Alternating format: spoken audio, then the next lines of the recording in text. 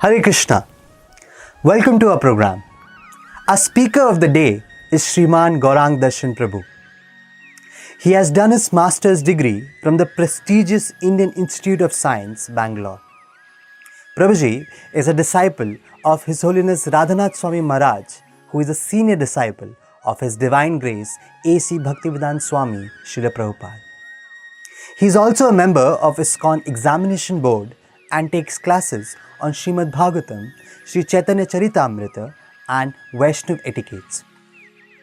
He has written elaborate workbooks on Bhagavad Gita, Srimad Bhagavatam and Chaitanya Charitamrita, with which the students can dive into intricacies of these great scriptures.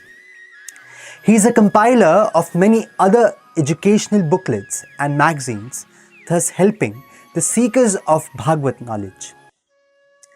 In all, he is a living encyclopedia of scriptures preaching the science all over the world, and who is exemplary and lives whatever he preaches. Come, let's hear him and try to imbibe the essence of scriptures as presented by him. Thank you. Hare Krishna. Hare Krishna. After the war of Kurukshetra, Krishna stayed at Hastinapur for some time. He wanted to encourage Yudhishthir Maharaj. He just has taken up the rule of this kingdom of Hastinapur recently after defeating Duryodhan, Dushashan and all these envious people. Yudhishthir Maharaj was a very righteous personality, dharmic personality, and Krishna wanted righteousness to sit on the throne of Hastinapur. Krishna wants good people to rule, great devotees to rule, not materialistic, envious, selfish people. So, selfish people are not meant to be leaders. Yudhishthir Maharaj, being such an exemplary, righteous personality, fixed up in truth, he should be ruling the kingdom. So, Krishna orchestrated this entire Kurukshetra war to establish righteousness on the throne of Hastinapur, and he felt so happy when Yudhishthir Maharaj won the battle and sat on the throne. So, Krishna also made Yudhishthir Maharaj perform 3 horse sacrifices to establish his supremacy over this earthly planet. Yudhishthir Maharaj performed 3 horse sacrifices, Ashwamedha Yajnas, under the guidance of the Supreme Lord Krishna directly. And after spending some time with Yudhishthir and the Pandavas, Krishna wanted to go back to Dwaraka, his own abode, his own kingdom. When Krishna wanted to go to Dwaraka, he has taken permission from Kunti Devi, permission from the Pandavas, Draupadi and all the people, and he mounted his chariot. He just got into his chariot, just sat on the chariot. Suddenly, Uttara came running to Krishna for his protection. Uttara was seeking protection of Krishna because she was in a great danger now. What was the danger? Uttara perceived a fiery arrow coming upon her. She perceived that somebody wanted to destroy her child within the womb. Uttara was pregnant at that time. Uttara was the wife of Abhimanyu and she was the daughter-in-law of Arjuna. She was the daughter-in-law of the Pandavas. Abhimanyu was killed in the battle and Uttara was pregnant and Abhimanyu's child was within the womb of Mother Uttara. So, Krishna saw Uttara coming towards him with great anxiety. So, Ashwathama has released a Brahmastra to destroy the last descendant of Pandavas, who was within the womb of Mother Uttara. Actually, Ashwathama was an associate of Duryodhan. He was the son of Dronacharya and he had great friendship with Duryodhan. To please his master Duryodhan, Ashwathama took the side of Duryodhan and he fought against the Pandavas. And Ashwathama had also killed 5 sleeping sons of Pandavas just before this incident. Before this incident, Ashwathama came to the camp of Pandavas and he killed these 5 sleeping sons of the Pandavas, and without anybody's notice he was just running away, and Draupadi realized that her sons were killed. And Arjuna chased Ashwathama, arrested Ashwathama and brought Ashwathama to Draupadi and the whole camp. So Draupadi forgave Ashwathama. Draupadi did not like the idea of killing this person because he happened to be the son of a Brahmana. And she also felt that I am experiencing the pain of my son's death now. And Ashwathama's mother, Kripi, she should not experience similar pain. Even though Draupadi was experiencing the pain of her son's death, she did not want that similar pain to be experienced by another woman. So she forgave Ashwathama, and Krishna and Pandavas, all of them unanimously felt that okay, Ashwathama can be released, but he has to be given a token punishment. Bhima was insisting that that person has to be punished. So Arjuna removed the hair and the jewel on Ashwathama's head and he released him. After getting released by the Pandavas, Ashwathama went back and he released another Brahmastra to kill the last descendant of Pandavas who was within the womb of the daughter-in-law of Pandavas, Uttara. So the child within the womb of Uttara was Parikshit Maharaj. In future he is going to be a great emperor of this planet named Parikshit Maharaj. He was a small child within the womb of Mother Uttara now. Ashwathama wanted to kill him. So Ashwathama released a Brahmastra. Although Ashwathama received the kindness and compassion of the Pandavas, he did not have any gratitude. He only had envy. The Acharyas say that envy is such a deep-rooted, dangerous quality in this world that it instigates even a Brahmana like Ashwathama also with such cruel tendencies that he decided to kill a child who is not yet born. A child is within the womb of mother, still this Brahmana, Ashwathama wanted to kill him. It's because of deep-rooted envy towards Pandavas. He could not have any gratitude, any kindness, any compassion. When Ashwathama released this Brahmastra, Uttara came running to Krishna seeking his protection. And when Krishna was about to go to Dwaraka, she came running, and Pandavas were also there. It is so natural for a devotee to seek protection of Krishna in all circumstances. These Pandavas were there. They were directly the fathers-in-law of Uttara. If at all she has to take protection, he is in need of some protection, she could have taken their assistance. But even in the presence of the Pandavas, she went to Krishna seeking his protection. She says that, Pahi pahi mahayogin deva deva jagatpate nanyam twadabhayam pashyet yatra mrityuh parasparam. She says, Pahi pahi mahayogin, oh Krishna, you are Mahayogi, you are the greatest mystic, you are the possessor of all mystic powers. Pahi pahi, please protect me, please protect me. Pahi pahi mahayogin, deva deva jagatpate, you are Deva Deva, you are the God of all gods. All devatas are originating from you, they take shelter of you. Deva Deva, Jagatpate, you are the Lord of universe. Entire universe is under your control. The universe is created by you. It is maintained by you. You are the foundation. You are the basis. You are the sustenance of all the universes and all the residents in all the universes. Pahi pahi mahayogin deva deva jagatpate nanyam tvad abhayam pashyet na anyam tvad abhayam pashyet. I am fearful now because this arrow is attacking me. I am in a fearful situation. For me to be relieved of this fear, for me to attain a stage of fearlessness, only you can bestow it. There is no one else who can bestow abhayam or fearlessness upon people. Nanyam tvad abhayam pashyet yatra mrityuh parasparam. Nanyam tvad abhayam pashyet yatra mrityuh parasparam. Mrityuh means death. death is inevitable in this world. In this material world, death is so common. So, birth, death, old age, disease are so common in this world, and everybody is fearful of death. Death means transition between one body to another body. The tenure of a person within one material body has ended. He enters a body, whether human body or non-human body, the soul enters a body and spends some time in that body. Say if it is a human body, 60 years, 70 years, 80 years, maybe 100 years, and after that the soul, the person leaves that body and enters another material body. So that transition is so fearful for an average conditioned soul. So that greatest fear does not exist for a devotee.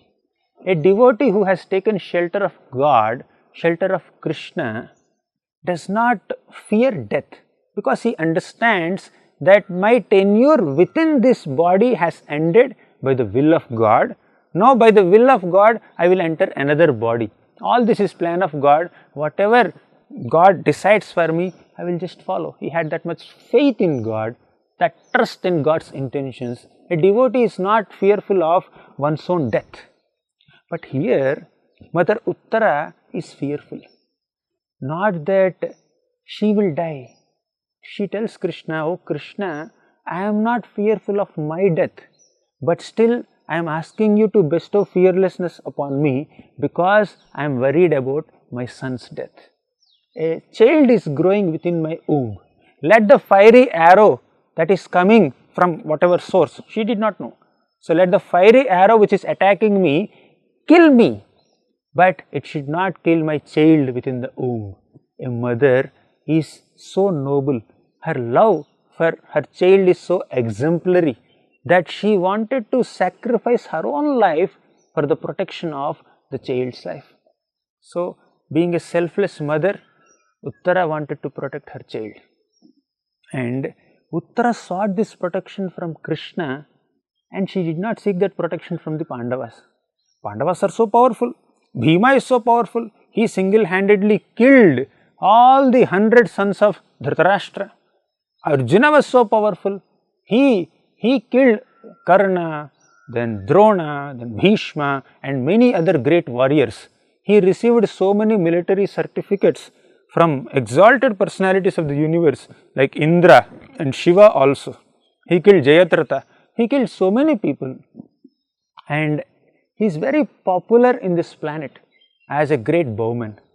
Although Uttara was directly the daughter-in-law of Arjuna, Uttara did not go to Arjuna for protection, and Uttara did not go to Bhima for protection. Uttara did not go to Yudhishthir Maharaj or Nakul or Sahadev for protection.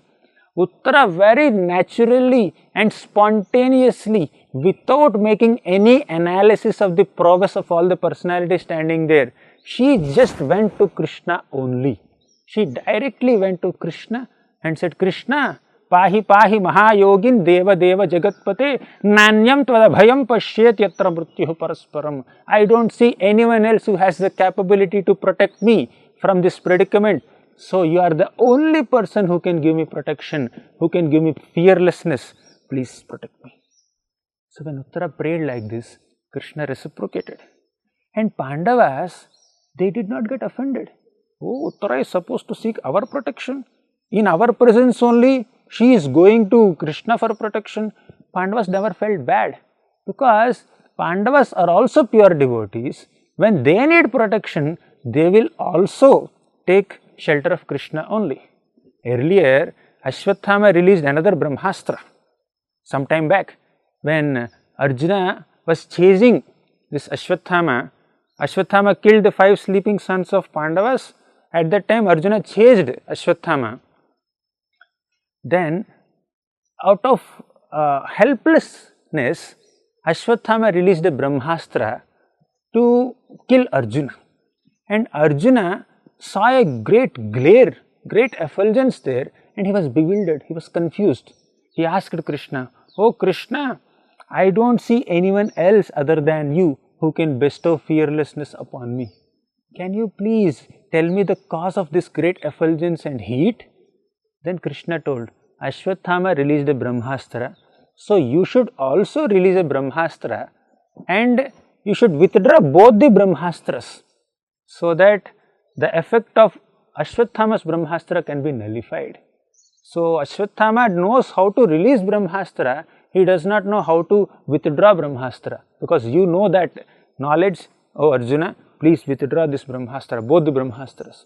So when Arjuna was also in predicament, he took shelter of Krishna only. Now Uttara is in predicament, she is also taking shelter of Krishna only. Although devotees themselves are so powerful, they are equipped with so many resources for their own protection, still they are humbly taking shelter of Krishna alone. So it is so natural and spontaneous for all the devotees to take shelter of Krishna despite their possessing so much of strength and energy. It is as natural as a small child taking shelter of mother.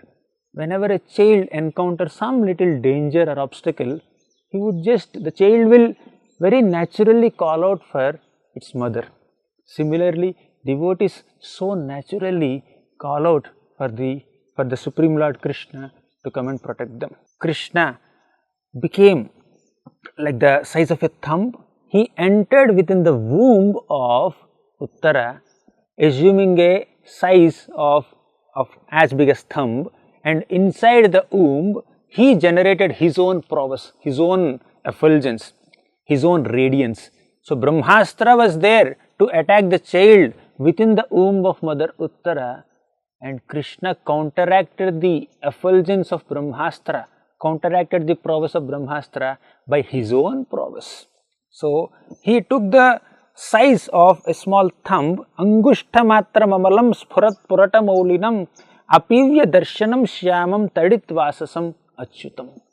This Achyuta, Angushta matra mamalam, at that time his size was as big as a thumb. Sphurat purata maulinam apivya darshanam shyamam. He is blackish in color, bluish in color, and within the womb of Mother Uttara, he gave darshan to that baby, boy, child within the womb of Mother Uttara, and who is not yet born.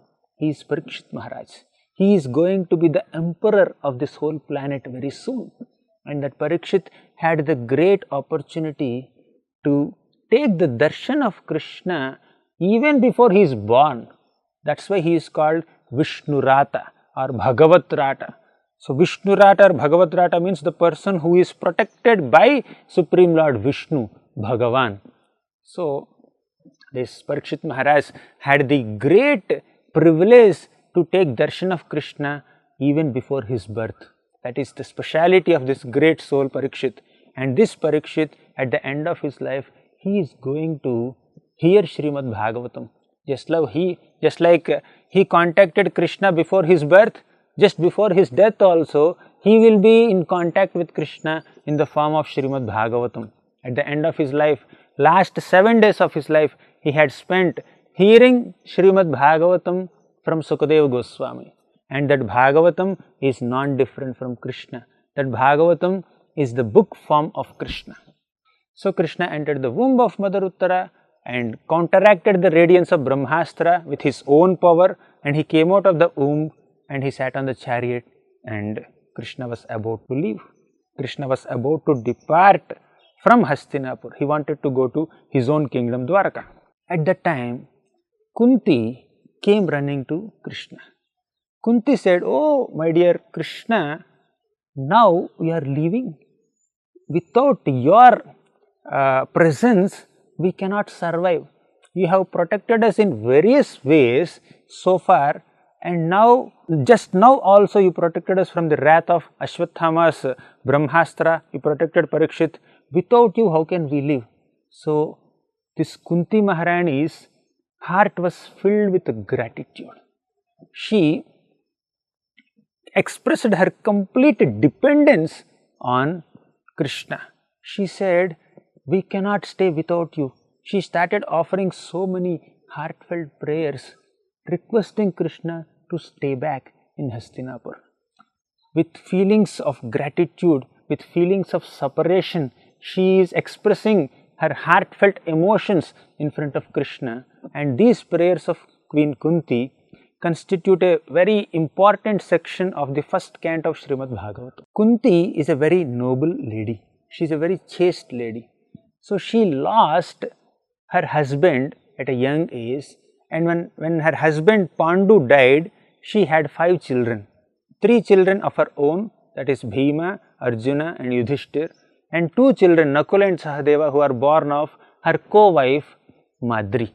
So with these 5 children, Kunti was living, and she underwent a lot of difficulties. These Kauravas, Duryodhana, Dhritarashtra, Duryodhana, Dushasana, Karna, Shakuni, all these people were trying to kill these Pandavas in various ways. Once they poisoned Bhima, and they wanted to once burn the house of Pandavas. Like that, in various ways they were attacking the Pandavas, and here this one lady, Kunti, who was widowed, who did not have any protection of husband, she was trying to protect her children. She underwent a lot of difficulties. Now finally Kunti saw that with Krishna's help, Pandavas were protected, they regained their kingdom, and all the evil forces were destroyed. At this stage, Krishna was going from the Pandavas, he is going to Dwaraka. Kunti Maharani's heart was filled with separation, gratitude and affection for Krishna. Kunti happens to be the maternal aunt of Krishna. Krishna happens to be the nephew of Mother Kunti, and she started offering beautiful prayers to Krishna, seeking his protection, expressing her love for Krishna. Hare Krishna. For more such devotional programs, please watch Hare Krishna television. To get this channel, please contact your cable or DTH operator. For more information, please call 8767 845 845.